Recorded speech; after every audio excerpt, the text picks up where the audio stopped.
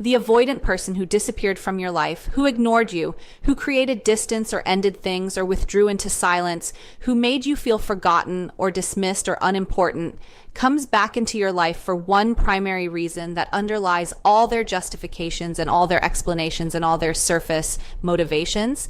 They come back because they've lost control of the situation and they need to restore it, because your absence or your moving on or your visible thriving or your complete unavailability has created a dynamic where they no longer dictate the terms, where they're no longer the one with power, where the narrative has shifted from them being the person who chose distance to them being the person who lost something valuable.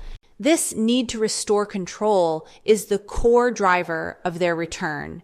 Even when they're not consciously aware of it, even when they genuinely believe they're returning because they miss you or because they've realized what they lost or because they want to make things right, the avoidant person's entire defensive system is organized around maintaining control over distance, control over intimacy, control over their vulnerability, control over the narrative of who needs whom and who has power in the dynamic. When they ignored you, when they created distance, when they withdrew, they were exercising this control. They decided when to be close and when to be distant. They determined the level of connection. They controlled whether you had access to them or not. This control felt safe to them because it meant they couldn't be abandoned or rejected. They were always the one creating the distance, never the one being left. But something shifted.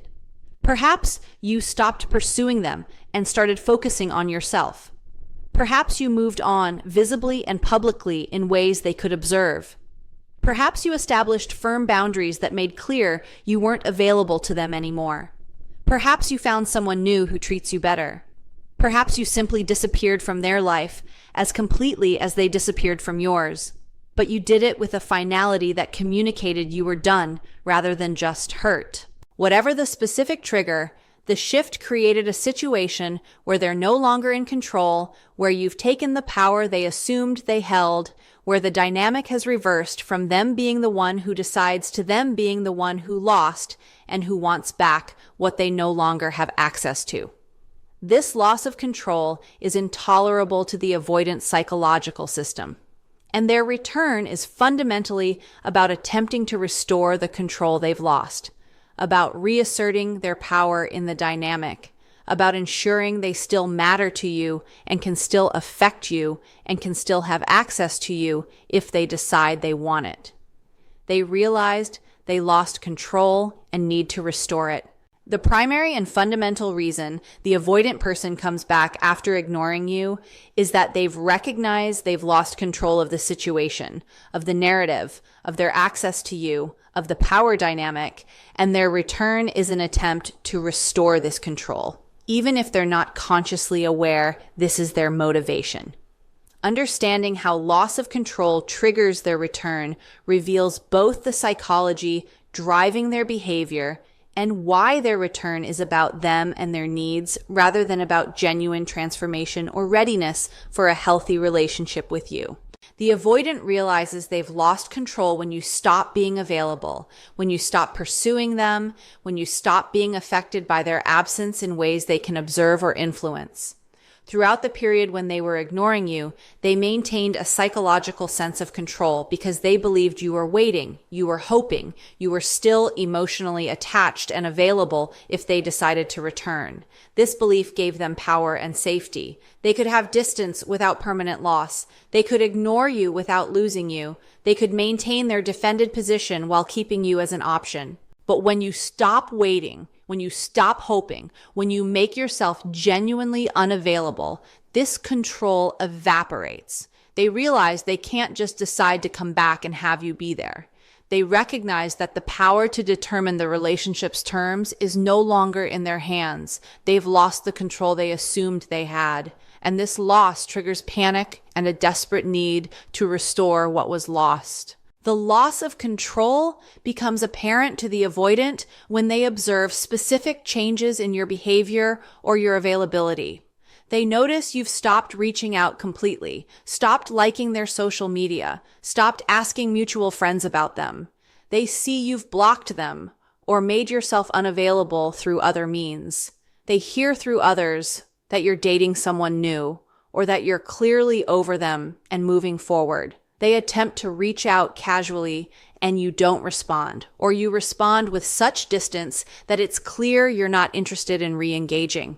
Each of these observations proves that the control they thought they had, the control to ignore you and then return when convenient, no longer exists. You've changed the terms. You've taken away their assumed access. You've demonstrated that their absence has consequences they cannot simply undo by deciding to come back. The need to restore control manifests as their return, as their reaching out, as their attempts to re-engage with you. The return is not primarily about missing you or wanting a genuine relationship, though they may experience those feelings as well. The return is fundamentally about restoring their sense of power and control in the dynamic, about proving to themselves that they still matter to you, that they can still affect you, that they still have access if they want it. They need to know that they're still important, that their presence or absence still impacts you, that you're not completely beyond their influence. This need drives them to reach out, to test whether you'll respond, to attempt to pull you back into a dynamic where they have power. The attempt to restore control takes various forms depending on what they believe will be most effective. They might reach out with a casual message designed to seem innocent, asking how you are, mentioning something that reminded them of you, suggesting you catch up as friends. This casual approach is an attempt to get their foot in the door, to see if you're still accessible, to restore some level of connection without having to be vulnerable or to admit they want you back. They might reach out with an apology or acknowledgement of how they treated you, using contrition as a strategy to make you lower your boundaries and give them access again. They might reach out with a declaration of missing you or wanting you back, using emotional intensity to override your boundaries and to reassert their importance in your life. Regardless of the specific approach, the underlying motivation is the same. They need to restore control by getting you to respond, to engage, to show that you're not completely done with them.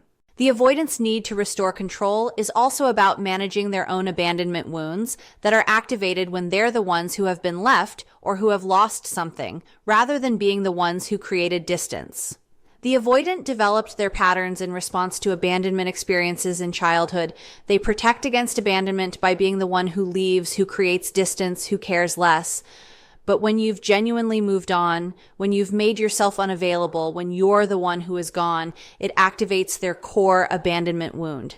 They're experiencing the very thing they've been defending against, being left, being forgotten, not mattering.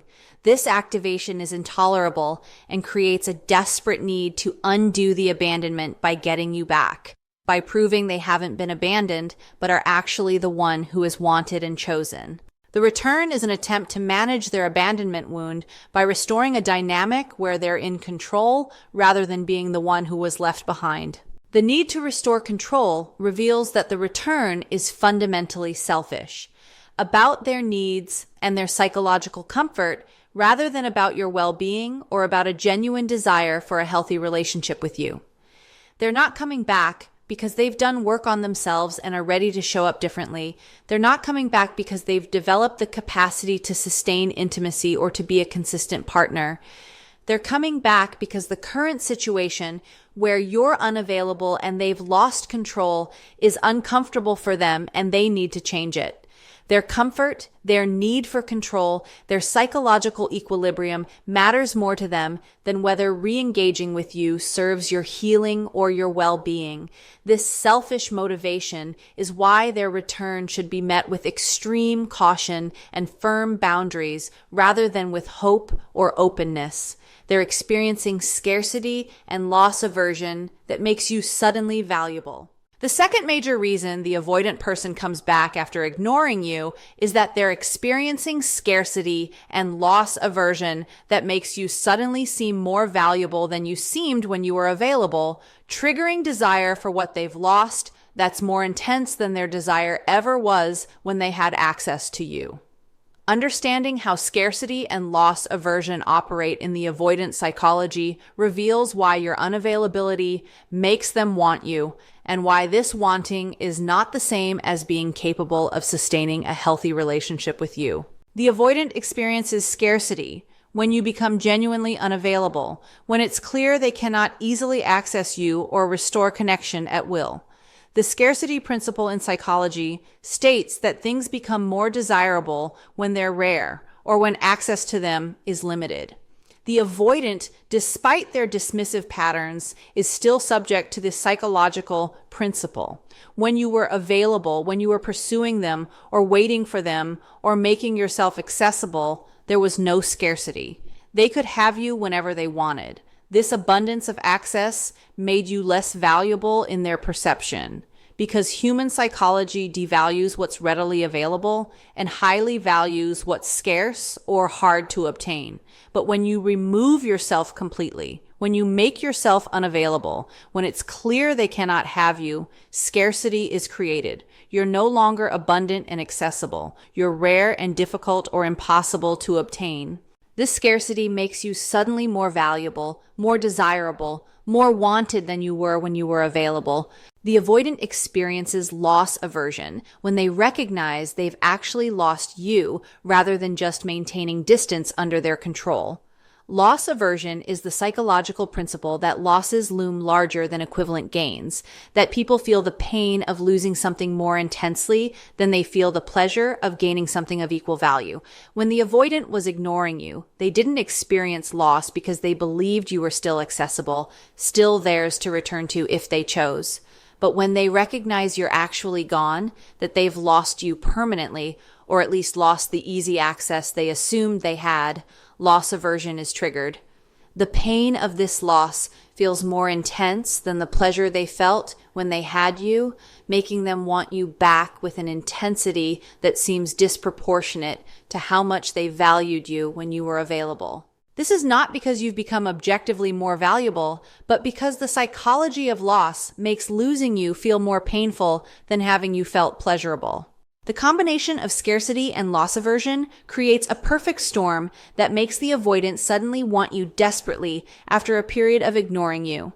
You've become scarce, which increases your perceived value, and they've lost you, which triggers the pain of loss that's more intense than their pleasure of having you was. This combination can create an obsessive quality to their wanting. They think about you constantly, they monitor your life, they feel desperate to get you back. This desperation feels like intense love or genuine desire, and the avoidant might interpret it as such. They might believe they're finally recognizing your true value and are ready to commit. But this interpretation is wrong. The desperation is not evidence of developed capacity or genuine transformation. It's evidence of scarcity and loss aversion, triggering desire that exists precisely because you're unavailable. The critical insight about scarcity-driven desire is that it tends to dissipate once scarcity is removed, meaning that if you become available again, if you take them back, their intense wanting will likely fade and their old patterns will reassert themselves. The wanting they feel now is contingent on your unavailability. It exists because they cannot have you. If you become available again, if the scarcity is removed, the psychological conditions that created the intense desire will no longer exist. What replaces the scarcity-driven desire will likely be their original pattern, devaluing what's available, feeling trapped or suffocated by intimacy, withdrawing to restore their sense of independence. This pattern is why taking the avoidant back when they return out of scarcity-driven desperation almost always leads to a repeat of the original dynamics. The intensity they feel is real, but it's not sustainable because it's based on you being unavailable, not on genuine appreciation of you or a developed capacity to sustain intimacy. The avoidance scarcity-driven return is often accompanied by idealization of you and the relationship, where they remember only the positive aspects and forget or minimize the reasons they withdrew in the first place.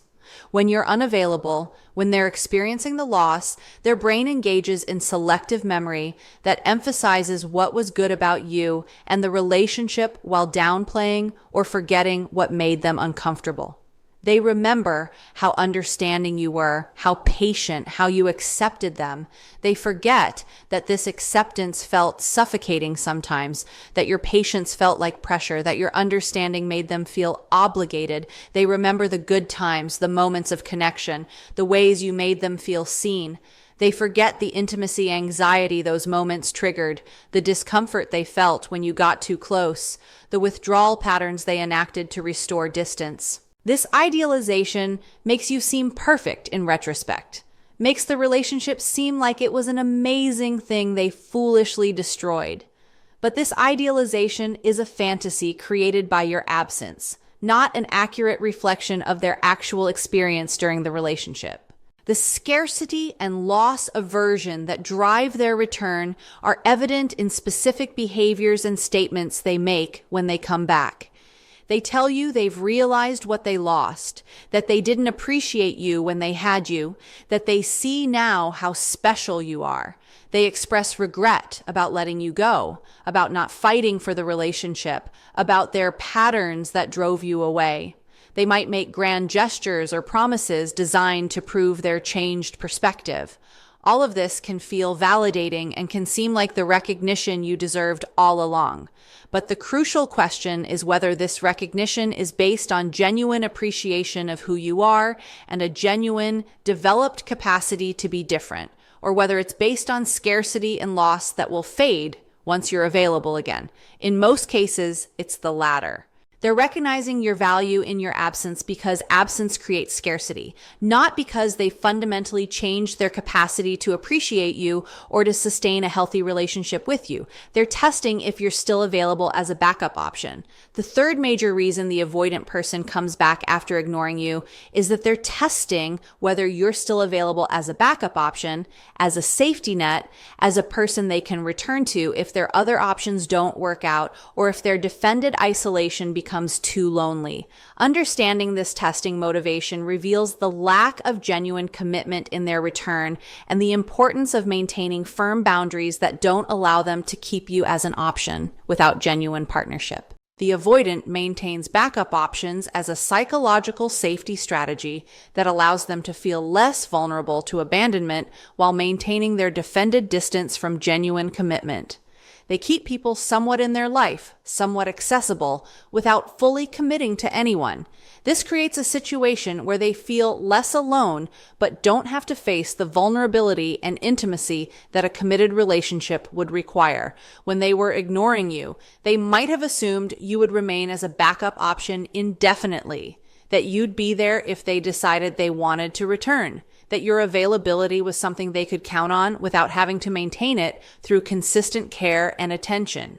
But something has made them uncertain about whether you're still available as a backup option. Perhaps you've established firm no contact and they cannot tell if you're still thinking about them or have moved on completely. Perhaps they've seen or heard that you're dating someone new, and they're worried you might commit to this new person and be permanently unavailable. Perhaps enough time has passed that they recognize people usually move on and they're worried you might have done the same. This uncertainty about your availability creates a need to test, to reach out and see if you're still accessible, to find out if they still have you as an option they can return to if they want. The testing return is characterized by low investment and ambiguous communication that allows them to assess your availability without committing to anything themselves. They reach out with a casual message that could be interpreted as friendly reconnection or could be interpreted as romantic interest, depending on your response. They suggest getting together for coffee or for a casual catch-up, framing it as platonic, but leaving an opening for more if you seem interested. They ask about your life in ways that are probing for whether you're seeing anyone or whether you seem over them. They're testing the waters, gathering information about your availability and your openness to them without revealing their own hand or committing to wanting a genuine relationship with you. The testing return is fundamentally manipulative, even if the avoidant doesn't consciously recognize it as such. They're trying to determine if you're still an option for them without offering you genuine commitment or partnership in return. They want to know if you're available without making themselves available. They want to assess if they still have access to you without doing the work that access should require. Apologizing genuinely, taking responsibility, demonstrating changed behavior, committing to being different. The testing is an attempt to maintain their power and their options while requiring nothing from themselves. The appropriate response to a testing return is to recognize it for what it is and to refuse to participate in a dynamic where you're being kept as an option. If they reach out with a casual message, you either don't respond at all or you respond with such firm boundaries that it's clear you're not available for casual connection or for being a backup option. If they suggest meeting up, you decline unless they're clear about wanting a genuine relationship and willing to demonstrate through their behavior that they're capable of showing up differently. You don't provide them with information about your availability or your current relationship status that would allow them to assess whether you're a viable backup option. You don't engage with their testing because engaging serves their agenda of keeping you as an option without serving your needs for genuine partnership or clear resolution. The testing return reveals the avoidant's continued selfishness and their continued prioritization of their needs over yours. They want to know if you're available as an option for them, but they're not considering whether being kept as an option serves your healing or your well-being. They want to restore their sense that they have a backup if they need it, but they're not thinking about whether this dynamic is fair to you or healthy for you.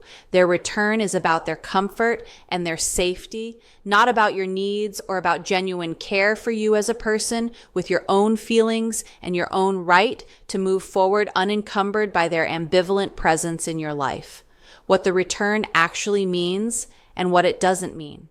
The avoidant person's return after ignoring you has specific meanings and implications that are important to understand clearly to protect yourself from misinterpreting their return as something it's not and from making decisions based on hope rather than on reality.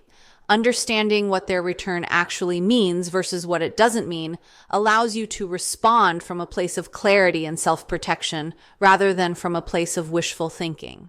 Their return means they're uncomfortable with the current situation where they've lost control or where you're unavailable or where they've experienced loss. This discomfort is real and is what's driving their return. They're not comfortable with you being gone completely. They're not comfortable with having lost access to you. They're not comfortable with not mattering to you anymore or not being able to affect you. This discomfort is evidence that you matter to them on some level, that the connection was real, that they're affected by losing you. But discomfort with loss is not the same as readiness for a healthy relationship. Discomfort is not developed capacity. Being uncomfortable with the consequences of their patterns is not the same as having changed the patterns. Their return means they're experiencing feelings about you that are more intense than the feelings they experienced or allowed themselves to experience when you were available. The scarcity and loss aversion create genuine emotional intensity. They genuinely feel like they want you, like they miss you, like they made a mistake. These feelings are real emotional experiences they're having, but feelings are not reliable indicators of behavior or capacity. The avoidant can feel intense desire for you while still lacking the ability to sustain intimacy. They can feel genuine regret while still being unable to show up consistently. They can feel like they want a relationship with you while still being terrified of the vulnerability it would require. Their feelings are real, but their feelings don't equal changed behavior or developed capacity. Their return means that something about the loss or about seeing you move forward has penetrated their defenses in ways that previous challenges to their patterns did not. The return indicates that losing you has affected them more deeply than your presence affected them, that your absence and your thriving have created an impact that your availability and your care did not create. This is significant in the sense that it proves you mattered and that the relationship was real. But it doesn't mean they've done the work to address the wounds and patterns that made them unable to receive what you offered when you were offering it. Impact and awareness are not the same as transformation and developed capacity. Their return does not mean they've changed or that they're ready for a healthy relationship. This is the most important thing to understand clearly. Return is not evidence of change. Regret is not evidence of change. Missing you is not evidence of change. Saying they realize what they lost is not evidence of change. Evidence of change is sustained, different behavior over a significant period of time. Evidence of change is being in therapy and doing deep work on attachment wounds. Evidence of change is demonstrating through actions over months, not through words in the moment of return, that they're capable of consistency, vulnerability, presence, communication. Unless they're bringing evidence of sustained work and changed behavior, their return is just their emotional reaction to loss and scarcity, not an indication that a different outcome would be possible this time. Their return does not mean you should take them back or give them another chance. The decision about whether to give them another chance should not be based on their return or their expressions of wanting you back. It should be based on whether they've demonstrated genuine change through sustained different behavior, whether they've done therapeutic work to address their attachment wounds, whether you've healed enough that re-engaging wouldn't derail your healing, whether you even want them back, or if you've moved beyond them. Their return creates an opportunity for you to choose, but it doesn't mean choosing them is the right choice.